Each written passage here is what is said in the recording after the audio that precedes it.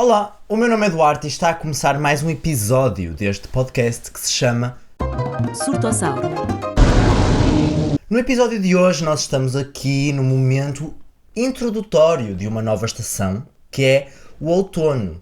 E eu queria vir hoje refletir um pouco sobre algumas sensações de outono e sobre algumas questões que eu acho que são muito interessantes sobre o outono. E a primeira coisa é, para quem não sabe, o outono começa no dia 21 de setembro, que na verdade é a data deste fenómeno solar que se chama equinócio de outono. E o equinócio de outono ele é definido como um instante em que o Sol, na sua órbita aparente, que é a órbita que é vista através da Terra, cruza a linha do equador terrestre projetada na esfera celeste. O que é que isto significa? Eu não sei. Eu achava, sinceramente, que o equinócio era o momento em que o Sol está mais próximo ou mais longe da Terra no geral, mas afinal não é bem sobre isso. E também está tudo bem, né, gente? Às vezes as pessoas, nós, temos uma visão errada sobre algumas coisas. Só que aí há uma coisa muito interessante sobre os equinócios, que é, para quem não sabe, os equinócios e os solstícios, que o solstício é o outro momento, não é? Ou seja, o solstício é o que dá início, por exemplo, ao verão e ao inverno. E eu não sei muito bem porque é que uns são solstícios e outros são equinócios. Mas a definição do solstício, segundo a Wikipédia, que eu estou tudo a ver na Wikipédia, é o momento em que o Sol, durante o seu movimento aparente na esfera celeste, atinge a maior inclinação em latitude a partir da linha do Equador. Ou seja, acho que na verdade o solstício é que é o momento em que o Sol está mais... já percebi, o solstício é o momento em que os raios de Sol caem em linha reta, né? Tipo, ou seja, é o momento em que os raios de Sol caem mesmo, tipo, perceberam? Tipo, os raios de Sol caem em linha reta no solstício. E no equinócio não é sobre isso, é sobre outra coisa, é sobre outro cruzamento lá, mas porquê é que eu estou a falar sobre isto? Eu estou a falar sobre isto porque o solstício de verão e o solstício de inverno são no dia 21 de dezembro, o de inverno, e no 21 de junho, o de verão. E para quem não sabe, esses solstícios, eles culturalmente estão ligados a duas festividades importantes. Na cultura cristã, o dia 21, que antigamente era o dia 24, porque não sei se vocês sabem o calendário, nós já tivemos outros calendários antes deste calendário que tem 12 meses no ano, então em alguns momentos anteriores o solstício de inverno era no dia 24 de dezembro. E que dia é o dia 24 de dezembro, vocês perguntam? Sim, é o dia do alegado nascimento de Jesus Cristo. Porque na realidade, Jesus Cristo não nasceu no dia 24 de dezembro, ok? E isto não é uma blasfémia nem é uma heresia. É que simplesmente ninguém sabe quando é que Jesus Cristo nasceu. Até pode ser que Jesus tenha nascido no dia 24 de dezembro, mas não é por essa razão que a gente celebra o aniversário, ou a gente não, que os cristãos celebram o aniversário de Jesus Cristo nesse dia. As pessoas celebram o aniversário de Jesus Cristo nesse dia por uma razão diferente, que é... Quando o Império Romano do Ocidente se cristianizou, porque não sei se vocês sabem que isso aconteceu, não é? O Império Romano, eu não tenho a certeza se foi só o Império Romano do Ocidente ou se foi o Império Romano que estava unificado nessa altura, não me recordo. Mas quando o Império Romano se tornou cristão, que eu penso que tenha sido no século III, eu estou a dizer coisas de cabeça, mas eu acho que foi no século III, a festividade que era do dia 24/21 de dezembro, que era a festa em honra do Sol, a festa de Apolo, ganhou um novo significado e passou a ser a festa do nascimento de Jesus Cristo.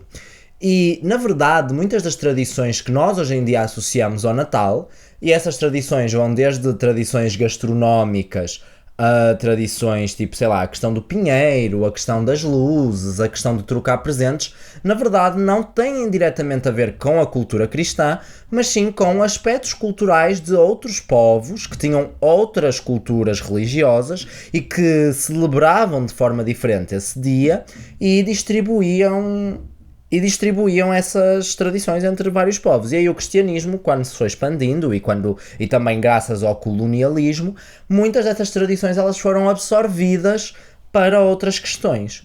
Só que aí o que é que acontece? O solstício de inverno é o Natal, né? Ou regra geral, ou o Hanukkah, por exemplo, na cultura judaica, também acaba por ser ali perto do solstício de inverno, e em alguns calendários é o ano novo, ou seja, o ano termina no solstício de inverno, então há culturas que celebram também aí o solstício de inverno. O solstício de verão, para nós aqui em Portugal, principalmente no Norte, é o São João. Para outros lugares é os Santos Populares, não é? Porque não se celebra o São João em todo lado, mas, por exemplo, no Porto, o São João calha no dia 24 de junho, que bate certo, exatamente, com o 24 de dezembro, não é? Ou seja, são os dois solstícios, exatamente no mesmo dia, como antigamente era no calendário quando tinha 10 meses. Porque o calendário de antes tinha 10 meses, para quem não sabe. Por isso é que dezembro, a palavra dezembro vem de 10, né? 10 de dezembro, não é? Só que aí o calendário depois ganhou 2 meses. Porquê que ganhou 2 meses eu não me recordo, mas se vocês quiserem pesquisar aí, vocês veem. Pronto, aí está explicado. O equinócio de primavera, que é no dia 21 de março, corresponde à Páscoa.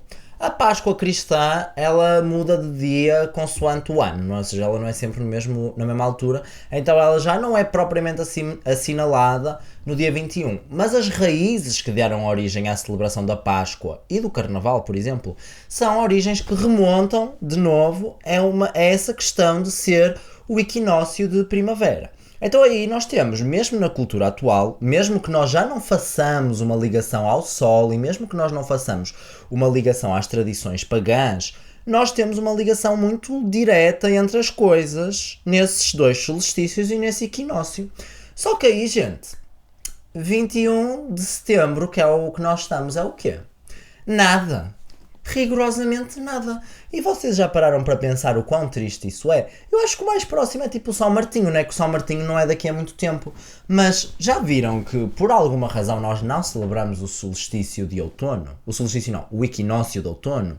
E aí eu venho aqui causar uma reflexão diária para todas as pessoas que passaram este dia 21 de setembro para vocês se questionarem se nós não devíamos ter uma festividade. E aí, eu, Duarte Santos, tenho um novo projeto para toda a gente celebrar coisas diferentes. Querem ouvir? A minha ideia é, nós sabemos que, ao longo das várias civilizações humanas, as festividades elas tinham um valor cultural e social muito importante. Porque era um momento de convívio, era um momento de troca, era um momento de partilha, era um momento de tradição oral, era um momento de música, por exemplo. Ou seja, eram momentos que eles tinham muito valor para os povos que os praticavam e eram momentos que fortaleciam as comunidades. No momento como aquele que nós vivemos, em que cada vez mais nós estamos a ser alienados e isolados uns dos outros, está no momento de a gente começar a pensar sobre se não faz sentido nós sermos capazes de resgatar este tipo de tradições. E aí o que é que eu sugiro? Eu sugiro que a gente aqui, nós, a nossa comunidadezinha aqui do YouTube, que ouve este podcast, nós comecemos a pensar em nós começarmos a criar as nossas próprias tradições. No dia 21 de dezembro, 21 de junho, 21 de fevereiro e 21 de setembro. 21 de fevereiro, não, desculpem, 21 de março e 21 de setembro. E porquê é que eu porquê é que eu estou a fazer este Provoke Society?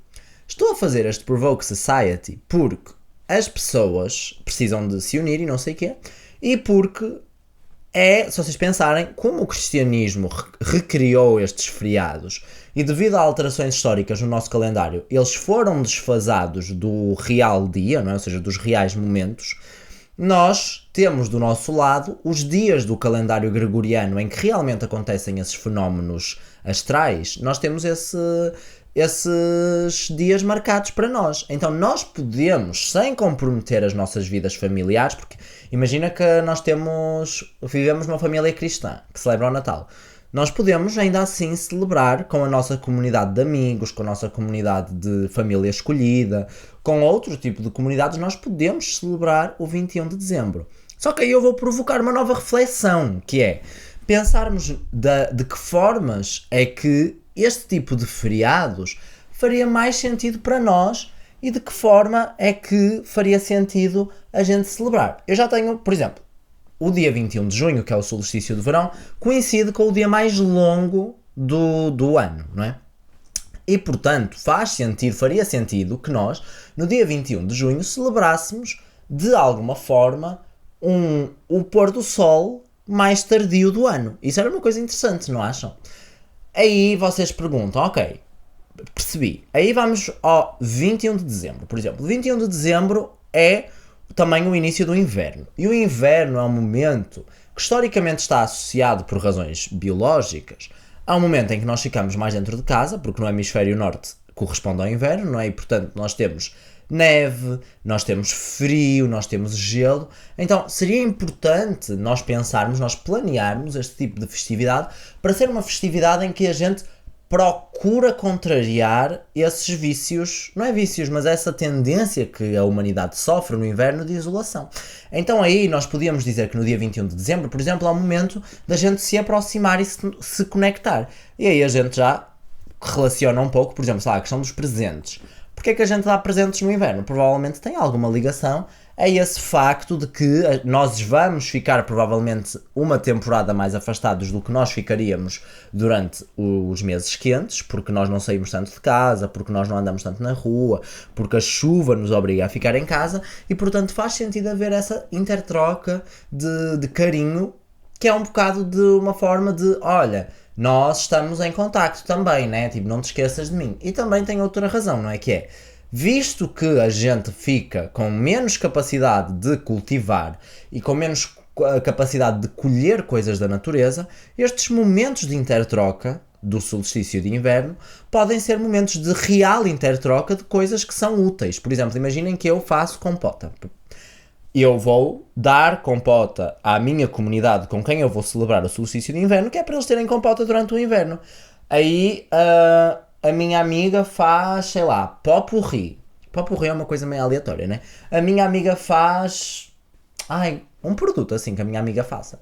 A minha amiga faz, sei lá, maionese de soja. Vamos imaginar que é isso que ela faz. Faz seitã. Então ela aí dá-me um seitã congelado de presente e eu guardo para mim. Estão a perceber, tipo, as intertrocas que nós podemos fazer? E nós aí, de repente, temos um novo significado, que é um significado que ele está preso a uma necessidade comunitária, a uma necessidade social e a um padrão natural da natureza. E aí, ao invés de nós estarmos a fazer celebrações com base em tradições religiosas que não necessariamente estão ligadas ao mundo em que nós vivemos e com as quais não necessariamente nos identificamos, ou a novas tradições que foram criadas pelo capitalismo de criar esta ideia de que nós temos que comprar e é sobre presentes e não sei o quê. Se nós revertermos, e também podemos reverter aos valores conservadores, não é? De tipo, o Natal é sobre a família e sobre ter a família junta. Nós podemos reverter todos estes valores e pensar, não, o Natal é sobre fortalecer a comunidade, as nossas comunidades, restabelecer os nossos afetos e fortalecer os nossos afetos durante um momento de escassez que é provocada naturalmente pelo clima em que nós vivemos no hemisfério norte. E aí parece que tem toda uma nova forma da adoração da natureza que faz muito mais sentido. Porque, por exemplo, o Ano Novo é uma tradição que é uma das poucas tradições que ela não foi contaminada por essa ideia cristã, não é? Ou seja, o Ano Novo mesmo aqui em Portugal, nós celebramos o Ano Novo de uma forma até hedonista, não é? E as coisas que nós pensamos no Ano Novo são coisas que são completamente desprovidas de sentido religioso. É tipo, pedir desejos para o próximo ano, fazer resoluções para nós sermos melhores pessoas, usar cuecas de cores diferentes para na virada de ano ganharmos algum benefício. Então são coisas assim muito ligadas mais a um lugar psicológico e muito mais a um lugar de experiência e de vivência, do que propriamente a um lugar tão fechado e tipo tão cristão e tão religioso. Aí a gente pode repensar todos os outros feriados, não é? Todos os outros solstícios e equinócios. E atenção, reparem que eu não estou a falar sobre substituir os outros feriados cristãos. Eu estou a falar sobre criar um feriado paralelo, porque aí os nossos amigos que são cristãos podem vir na mesma ao nosso e celebrar na mesma aos religiosos.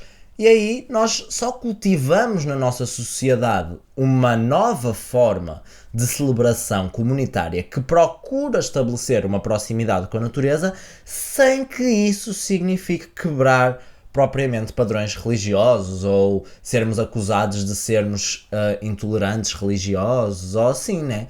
Então há todo um ciclo interessante de liberdade para todas as pessoas, mas também de criar um momentinho em que nós consigamos realmente pensar mais no nosso meio ambiente e de voltarmos a olhar para a vida de uma forma mais holística e mais ligada ao meio ambiente. Aí a gente vai falar sobre, por exemplo, os outros feriados, porque eu tenho muitas mais ideias sobre os outros feriados. Porque, por exemplo, eu acho que no de inverno a gente podia na mesma fazer montes de coisas com canela, a gente podia fazer assim uns bolinhos mais quentinhos, mas aí no verão a gente pode fazer uns churrascos, uns milhos assados, umas coisas assim mais engraçadas, né? E aí, no equinócio de primavera, a gente faz umas coisas com mais flores, a gente faz umas coisas com frutos da época, a gente faz umas coisas com mais abundância, que é para contrariar essa tal queda na produção e na produtividade natural, né, das nossas colheitas no inverno. E aí no outono a gente podia pensar... O outono é uma estação também que era isso que eu também ia falar, né, que o outono é uma estação muito forte sobre questões alimentares, porque nós temos muitas frutas que são muito icónicas, que são frutas de outono, que é o diospiro, a romã, são frutos muito icónicos, o figo, que é ali do final do verão, início do outono, o marmelo, que também é do outono, e o marmelo dá para fazer marmelada, não é? E geleia, que são coisas também que na minha infância, por exemplo, são muito presas à memória do que é o outono, que é o momento em que a gente faz marmelada e fica a casa a cheirar a marmelada, né? Então, o outono ele tem um poder muito forte destas colheitas que têm um aspecto muito crucial até na forma como nós vemos as coisas. A castanha, né? A castanha também é de outono, por exemplo, e é muito forte a nossa cultura da castanha, a nossa cultura do magusto. Então há muitas coisas ligadas ao outono que a gente pode procurar e que a gente pode entender. Só que aí, para a minha geração, eu agora vou mudar de assunto, tá? Aí para a minha geração há toda uma questão ligada também ao outono, que é o Halloween. E o Halloween, para mim, é uma coisa que... Eu sou uma pessoa que eu não celebro o Halloween, não celebro o Dia das Bruxas, porque eu não gosto propriamente dessa ideia. Sinceramente, tipo, eu não adoro o conceito do dia e tipo, não é um feriado que eu acho muito lógico, nem faz muito sentido para mim, mas eu gosto de brincar com abóboras, então eu faço sempre uma carinha em abóboras e meto velas dentro, porque eu acho isso muito divertido. Não me visto de nada no Halloween, mas ainda assim eu sou uma pessoa que eu gosto muito do imaginário gótico da literatura e do imaginário gótico no cinema, então eu gosto muito da spooky season, como as TikTok girlies e boysies e non-binaries iriam chamar-lhe, né? Então eu gosto dessa tal spooky season, mas principalmente porque é muito climático, não é? Quando nós chegamos ao outono e agora fica assim, está o céu mais cinza, parece que o Lord Voldemort voltou. É uma coisa assim mais vampiresca, uma coisa mais Transilvânia, e isso é muito interessante. O clima, o próprio clima, a própria forma como o dia se desenrola tem esse ar, não é? Então eu gosto desse imaginário. E ultimamente eu tenho investido um pouco mais em explorar um pouco esse imaginário. E aí vou já fazer a minha recomendação cultural de agora, que é um livro que eu gosto muito de literatura gótica, que é O Médico e o Monstro, ou, no original, The Strange Case of Dr. Jekyll and Mr. Hyde, provavelmente vocês já conhecem, é do Robert Louis Stevenson. Gente, não sei, mas procurem no Google porque esse livro é super conhecido. Em português é O Médico e o Monstro, ou, em algumas versões, O Estranho Caso de Dr. Jekyll and Mr. Hyde. E aí, esse livro, ele é muito interessante, ele foi um livro que me marcou e foi um livro que me puxou muito para esse imaginário da literatura gótica. Então esta é a minha recomendação cultural de hoje, já fica aqui. Só que aí eu decidi comprar um livro de um autor que eu nunca li antes, que é o H.P. Lovecraft. Toda a gente conhece, acho eu. Eu acho que o nome dele é Howard Phillips Lovecraft. Aí o meu amigo disse-me que ele é um escritor um pouco problemático, que já à época ele era muito racista e muito xenófobo e muito misógino. Eu ainda só li uma curta história dele. Eu comprei um livro, já tinha comprado o livro quando ele me explicou isso, e comprei um livro assim por 2,90€, é uma edição dos anos 80 que eu estou a ler, que tem 4 histórias, 4 contos curtos. E eu estou a gostar bastante, ainda só li um dos contos, mas eu gostei muito, é uma escrita muito interessante e tem esse semblante gótico. Sobre a questão de ele ser racista, misógino, whatever, ele morreu, né? Então eu não estou a apoiá-lo monetariamente, de forma nenhuma, E nessas alturas para mim é muito fácil separar o artista da obra que ele cria, mas o que é importante, eu acho, acima de tudo, é nós olharmos para estas obras com um olhar crítico. E portanto, eu irei, quando ler o resto das histórias que tem ali naquele livro, eu irei falar-vos um pouco mais do meu olhar crítico. Eu não sei muito bem, não me lembro como é que se chama o livro, então não vou estar aqui a dizer. Na verdade lembro sim, chama-se Os Demónios de Rudolph Carter. Enfim, acho eu. Posso ter errado um pouco no nome, mas é isso. E aí, eu tenho andado num momento assim mais gótico, de literatura gótica, e eu vi um filme que é inspirado por um conto do Lovecraft, que se chama The Haunted Palace. E é um filme, se eu não me engano, de 1963, e eu recomendo muito a que vocês vejam, porque o filme, ele é muito, muito divertido. Ele é um filme bastante gótico, é um filme com esse aspecto desse imaginário, mas ele é um filme dos anos 60, então ele é um filme que ele é muito caricato por ele ser dessa época, e ele tem muitas coisas muito interessantes sobre a forma como aquele imaginário é ali retratado. O próprio filme ser antigo ajuda a que aquilo seja muito mais realista e verosímil do que se aquele filme fosse feito hoje. Ainda tem aquela coisa dos cenários pintados à mão, sabem? Então tem todo um aspecto que fica ainda mais gótico ver aquele filme. E eu gostei muito do filme, recomendo a que vocês vejam. E de novo com um olhar crítico, mas eu gostei muito desse filme. Inclusive eu descobri que há um livro que se chama, eu não sei como é que ele se chama na verdade, mas é sobre adaptações cinematográficas de histórias escritas pelo Lovecraft, e nesse livro eles dizem que este é um dos melhores filmes de adaptação de histórias do Lovecraft, então eu recomendo muito que vocês vejam. Eu ainda não sei muito bem sobre o que é que significa ser um conto Lovecraftiano e assim, ok, eu ainda não aprendi bem isso, porque ainda não conheço direitinho, mas acho que vocês devem sim experimentar, porque eu estou a gostar. Outro assunto que eu queria trazer era uma reflexão sobre hobbies. Porquê? Porque eu ontem estava a passear no Porto, eu não estava a passear e não foi ontem. Portanto, já menti 2 vezes hoje. Anteontem eu estava a ir para o trabalho no Porto e eu olhei para uma estátua e eu fiquei assim, e se eu me dedicasse a esculpir deuses gregos e tipo figuras gregas em gesso em casa? Ia ser muito diversão. E eu depois ia ter assim umas figuras tipo de 1 metro de altura. Ia ser muito, muito interessante. E aí eu disse isso ao Augusto, que estava comigo, e o Augusto ficou assim, Duarte, vais ter de parar de estar sempre a criar novos hobbies. Eu fiquei assim, é mesmo, né? É que só para vocês verem, só neste último mês eu criei o hobby da latte art, que é o hobby de aprender a fazer desenhos em cima de capuchinhos. Se bem que eu acho que já terminei esse hobby, porque entanto já consigo fazer corações minimamente decentes. Eu também não faço questão de aprender o resto das coisas, então eu acho que já acabou esse hobby. Agora já não é um hobby, agora já é uma skill que eu tenho. Aí a costura, que eu também já ganhei a skill, então agora é uma coisa que eu faço de longe a longe, mas eu vou fazer umas calças. Se eu tiver tempo hoje ainda vou fazer um par de calças. E agora, pelos vistos, eu vou querer começar a fazer figuras gregas em gesso. E vai ser uma diversão ter figuras gregas em gesso, não? Aí eu reparo que, por exemplo, a minha mãe, ela também é igual a mim. A minha mãe também está sempre a criar hobbies novos, tipo decoupage, tipo... A minha mãe gosta de criar manualidades novas e de criar novas formas de inventar coisas, então talvez seja assim uma coisa assim mais genética. Nós somos artesãos de... como é que se chama? Como é que se diz?